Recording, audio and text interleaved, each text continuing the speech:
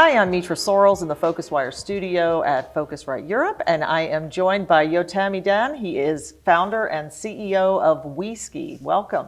Thank you very much, Mitra. And first, I have to say congratulations. You won the People's Choice Award at the launch competition, so congratulations on that. Thank you very much. Thank you. So tell us a bit about WeSki. I know you called it the new way to book and experience ski holidays. Tell us more about why that is. Yeah, so the big thing about skiing is that you really need between 4 to 7 different packaging elements to go on a ski trip, right? Okay. You need a flight, you need a transfer to take you from the airport to the ski resort, you need an accommodation to sleep there, and of course, all the ski things, which are ski lift pass, ski equipment rental, and lessons, and even insurance. So all of that, booking it on their own is a lot. Yeah. And what we do in WeSki, we combine them all together in one-stop shop platform, and you can just buy everything from us. Okay, so let's talk a bit more then about how you do that and how you bring it all together. I imagine there's a lot of partnerships there. Yeah, definitely. So it's all about partnerships. It's all about working with the local suppliers, whether it's ski resorts themselves and you sell their ski lift passes, whether it's the ski schools, and whether it's the accommodations that are not always on the OTAs that we all know. Like they're not all connected to Booking and Expedia, and they actually have very good accommodations to reach to, and that's the people that we work with. So. Yeah, it's kind of a very niche, enterprise there that you're able to serve. So, what differentiates you then from some of the other players in this market? So what we're doing is kind of coming with a new approach of the OTAs, of having a wide inventory with no pre-commitments and just giving the choice to the users. But we're bundling it as a package, exactly like the traditional tour operators that are working for 4 years and so on are doing. So we're giving a wide choice, but also a very convenient way to book a ski trip. And we're kind of giving you the best of the two worlds in one place. Okay.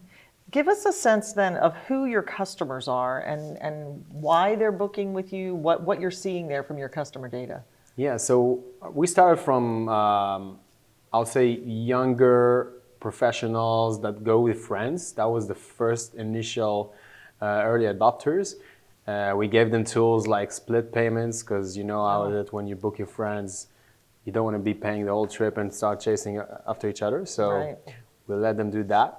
But now we started having more and more families coming with us and couples, and definitely adding more luxury or even higher standard accommodations helps us by offering these families like better locations, better accommodations to come from.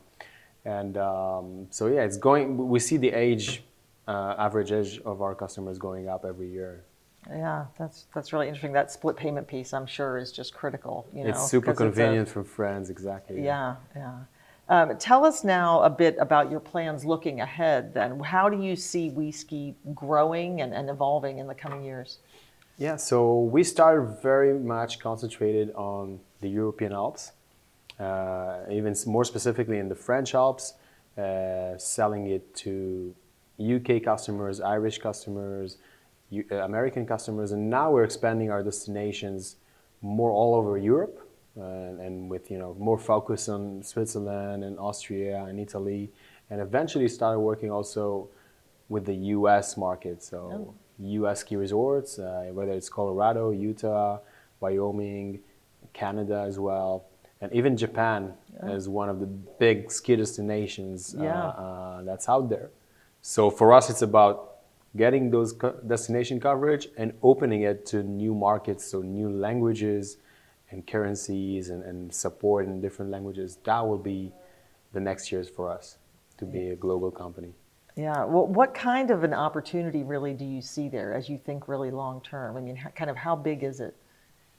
Well, listen, we're talking about, it's a travel niche, but it's one of the biggest travel niches there is that are untapped. Yeah. So it's estimated by $80 billion a year that are spent just on ski holidays, and this number is growing every year.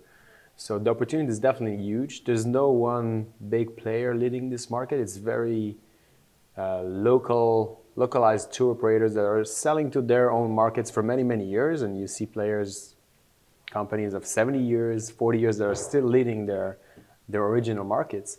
And we want to build the big global brand, the Airbnb or the Booking.com for ski holidays. Yeah. So that's our vision, and of course, eventually enabling every skier and snowboarder from anywhere to ski everywhere they want, easily. Yeah.